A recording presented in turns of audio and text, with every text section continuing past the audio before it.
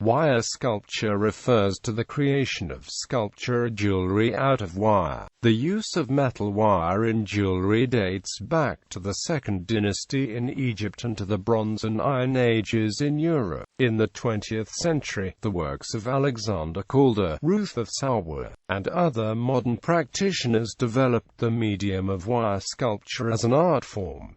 Alexander Calder, an American sculptor, greatly developed the use of wire as a medium for sculpture with his kinetic and movement-based cirque Calder, as well as pieces such as Two Acrobats, Romulus and Remus, and Hercules and Lion. In 1926, after a stint spent making toys at the request of a Serbian toy merchant in Paris, Calder began creating his cirque Calder, a miniature, movable circus that uses movable wire models of various circus performers, like sword eaters and lion tamers. After this, Calder created complete pieces only using wire, and in 1927 had a show of wire sculptures at the Hay Gallery in New York City. In 1930, he had a solo show of wire sculptures in Paris, at Galerie Billiard. Calder's wire sculptures of this period tended to be portraits, caricatures, and stylized representations of people and animals. While originally believing the medium of wire sculpture to be merely clever and amusing, as his work developed, he began to state that wire sculpture had an important place in the history of art and remarked on the great possibilities that lie within the medium. These new studies in wire, however, did not remain the simple, modest little things I had done in New York. They are still simple, more simple than before, and therein lie the great possibilities which I have only recently come to feel for the wire medium. There is one thing, in particular, which connects them with history. One of the canons of the futuristic painters, as propounded by Modigliani, was that objects should not be lost to view, but should be shown through the others by making the latter transparent. The wire sculpture accomplishes this in a most decided manner.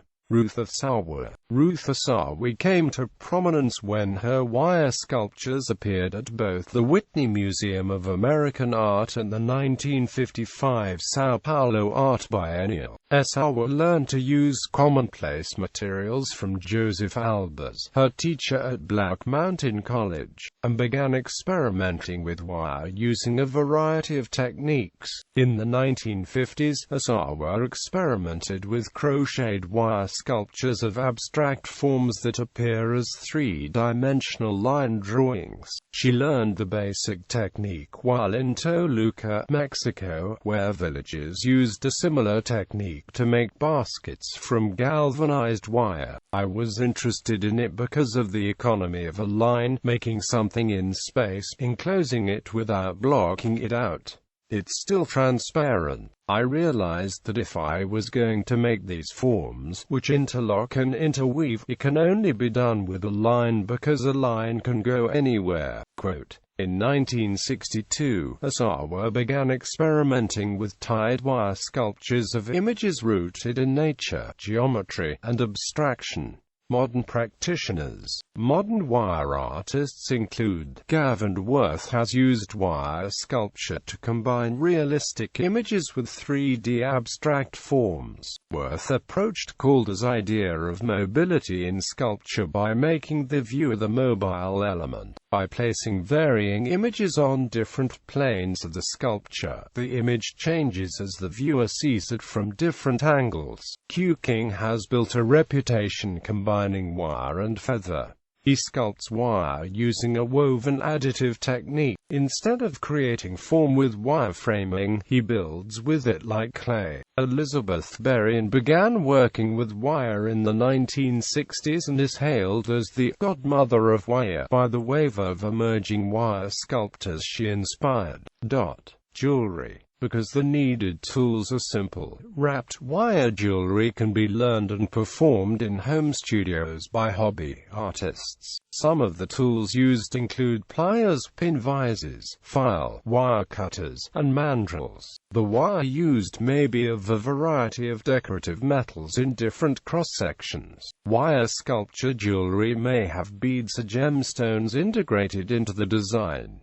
Metals used. For most people who start out working with wire, it is not cost-effective to jump straight to the precious metals such as silver or gold. Therefore, less expensive craft wires made from softer materials such as brass, copper, aluminum, or gold fill can be used. The artist typically first gains experience making with different designs and learning a feel for the wire. There are many ways wire can be handled and wrapped. Progression can be made to the more expensive metals such as 925 sterling silver and 14K gold-filled wire. 14K gold-filled wire is a tube of 14K gold that has a length of jeweler's brass running through the middle. It is not like gold-plated wire, as there is approx 100 times more gold in gold-filled than there is on platted wire. With gold-filled wire that is designated 14/20, it means that a minimum 20% of the entire wire is 14K gold. As with solid gold, the gold-filled wire can come in at least yellow and rose colors, enabling the range of jewelry that can be made to be expansive.